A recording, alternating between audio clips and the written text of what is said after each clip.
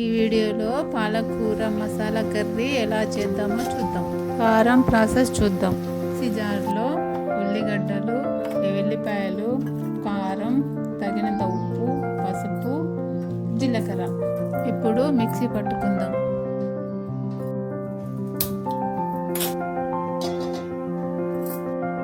కొద్దిగా ఆయిల్ వేసుకోవాలి. అందులో జీలకర్ర, పోపు గింజలు వేసుకోవాలి.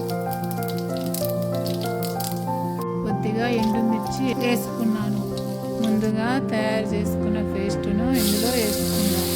వేగే వరకు కలుపుకోవాలి.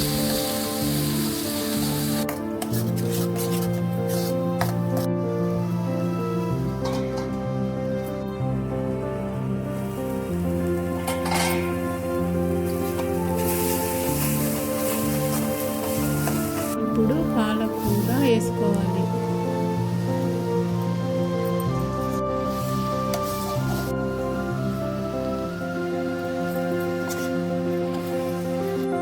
మంచిగా కలుపుకొని మూత పెట్టుకోవాలి. 2 మినిట్స్ ఉడికించాలి.